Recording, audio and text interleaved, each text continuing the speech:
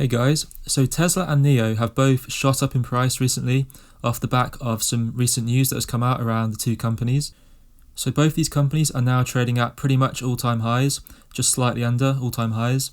And in today's video, I thought I'd take a look at the reasons why the stocks have gone up in price and whether this is justified. I will also be giving my thoughts on which stock I believe is the better buy right now at the end, just comparing the two companies together. And hopefully I will be able to inform you on the reasons why the companies have gone up in price, so you can make your own decision on whether you believe it is a good time to buy in or not. If you're not too familiar with Tesla or NIO, then I do have some other videos on my channel which you can go back and have a look at before watching this video. I will link those videos at the top of the description. I would also appreciate it if you left a like on this video if you do enjoy it. Also remember to subscribe if you would like to see more videos similar to this in the future. And apart from that, let's get right into it. So first up, we're going to be taking a look at NIO and the recent Q3 earnings that they released. So NIO did come out with their third quarter 2020 earnings report recently, and things do look very positive for the company, with a lot of really great business developments taking place. So deliveries for the quarter were up to 12,206, which is a 18.1% increase compared to last quarter's 10,331. This was also an increase of 254% versus the year-over-year last year in quarter 3, which was at 4,799. The revenue is also up to $666 million for the quarter, which is an increase in 21.7% from the last quarter, and also an increase of 146.4% from the year-over-year quarter in 2019. So NIO's vehicle sales do make up the majority of this revenue, and the vehicle sales are also up to $628.4 million this quarter, which is achieving a very similar level of growth compared to the total revenue for the company. So what's even more impressive about these vehicle sales is the fact that their vehicle margin is now at 14.5% for the third quarter. So this is up significantly from the 9.7% margin that they achieved in the last quarter, and also up significantly from the negative 6.8%, which was achieved in the year-over-year quarter in 2019. NIO's loss from operations as well as their net loss are also both down compared to last quarter and the year-over-year losses. So the loss from operations is down 18.4% from the last quarter and down 60.7% from Q3 last year. The net loss is down 11% from last quarter and is down 58.5% from Q3 last year as well.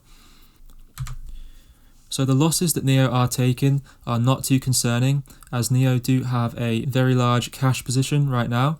They currently do have $3.3 billion in cash and cash equivalents, and this is definitely really positive to see because it does show that they have enough cash available to sustain their losses in the business for a very long time. And it does also mean that they are less likely to have to find additional funding further down the line and can therefore pour the cash into the growth and the development of the business. And they don't need to be too concerned about finding additional investors further down the line. So the CEO and the CFO of NIO both also added some comments and additional insights to the report. So they did state that in view of the growing market demand for our competitive products, we are motivated to continuously elevate the production capacity to the next level. We expect to deliver 16.5k to 17k vehicles in the upcoming fourth quarter. And if NIO can achieve this, then this would be a good step up for them from their current deliveries in this Q3. So the share price for NIO has not really moved too much since the announcement took place. And this is mainly because a lot of the information within this report was already expected and available. And this is because NIO do give consistent updates on deliveries on a monthly basis. So because investors were already aware that the earnings report was going to be pretty good, a lot of them have already been buying stock in the weeks leading up to this announcement. And this is why the stock has seen quite significant growth recently. So therefore the results from this earnings report were most likely priced in to the current NIO stock price. So also last week we saw Tesla will be joining the S&P 500. So S&P Global did announce recently that Tesla will be joining the S&P 500 index, and this will be effective prior to trading on Monday, the 21st of December. So another company will make way and exit the index in order for Tesla to join. However, right now we're not too sure which company this will be. So this has been a long time coming for Tesla. Ever since they achieved their 4 successive quarters of profit back in Q2 of 2020, there has been high speculation that this S&P 500 inclusion would be coming quite soon. So the speculation of this announcement definitely wasn't fully priced in, because the share price for Tesla did surge by over 12% when the market opened.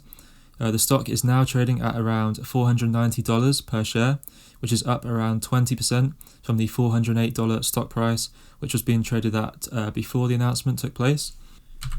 So the main reason why this has increased Tesla's stock price is due to the demand for Tesla shares increasing. So all of the current index funds that are tracking the S&P 500, such as VOO, VOO, will have to buy up Tesla shares in order to accurately mirror the S&P 500. So this does mean that there's going to be a relatively big short-term spike in demand for the shares of Tesla, which is going to be partly sustained in the long run, because every time someone buys a share in an S&P 500 index, they are also buying a portion of Tesla within that. So this demand for Tesla shares is going to be sustained in the long run, not to the same point as it is right now, because all the funds are going to have to quickly buy the stock, but it's still going to be an increase in demand overall going into the future. So in the announcement from S&P Global, they did state that Tesla will be one of the largest weight additions to the S&P 500 in the last decade, and will have a weighting of approximately 1.01% of the index. So this gives an estimated $51 billion worth of shares that will need to be bought, which is based on the percentage weighting compared to the total amount of funds within the S&P 500 index funds right now. So this $51 billion figure does not include any other funds that will be buying Tesla shares right now because they are part of the S&P 500. So it is important to remember that this S&P 500 inclusion does not actually change any of the fundamentals of Tesla at all. It doesn't mean they're going to get any special treatment, or it doesn't entitle them to have anything extra, but it just means that the demand for shares is going to basically go up. However, in saying that, being a part of the prestigious S&P 500 will inevitably increase the reputation and credibility that Tesla has, increasing confidence levels in Tesla on both a consumer and a corporate level. It will also give investors an added sense of security and may increase the amount of investing firms that want to get into Tesla stock because they're now in the S&P 500. Another interesting piece of news that came out a few days ago, which also contributed to the increase in the stock price, was that Morgan Stanley raised their price target for Tesla to overweight for the first time in more than 3 years. They stated that Tesla are on the verge of a profound model shift from selling cars to generating high-margin software and services revenue. So their price target is now at $540, which is up from the $360 that they did have before. So which stock is a better buy, in my opinion? So it's important to mention that this is definitely not financial advice. I'm not a financial advisor. This is purely for entertainment purposes, and it's all my own opinion based on my own research. You should definitely do your own research before you think about buying a stock. But with that being said, in my opinion, if you want to take more of a risk to potentially make bigger gains, then NIO is probably a better buy for you. NIO is still in its infancy as a company and is still ramping up their deliveries every quarter. So the Chinese market is massive, and NIO have barely scratched the surface of it just yet. I've also mentioned in other videos that the Chinese government is very hot on electric vehicles right now and are very keen to get people to adopt electric vehicle technology. This means that the market in China is growing at a very fast rate, and NIO are in a really good position to capitalise on this straight away. So if we see NIO continue to pump out insane delivery numbers and achieve really good growth, then I see no reason why this stock can't reach $100, $200, or even $300 per share within the next couple of years or so. On the flip side though, you could argue that NIO is already significantly overvalued right now based on their current vehicle output. A pullback of up to 40 or 50% wouldn't be too surprising right now, especially after all of the growth that the stock has seen in such a short space of time. A lot of investors did buy off the back of hype and are therefore more likely to sell quickly rather than hold for the long run. So another slight concern with NIO is that auditing standards over in China are potentially not quite as high as they are in the West right now. So again, this is all my own personal opinion, But Tesla, on the other hand, would be a less risky option, but probably does not have the potential to make quite the same sort of gains that NIO does. So Tesla has one of the biggest market caps right now and is joining the S&P 500. Personally, I believe that Tesla does have a lot of room to grow in the future.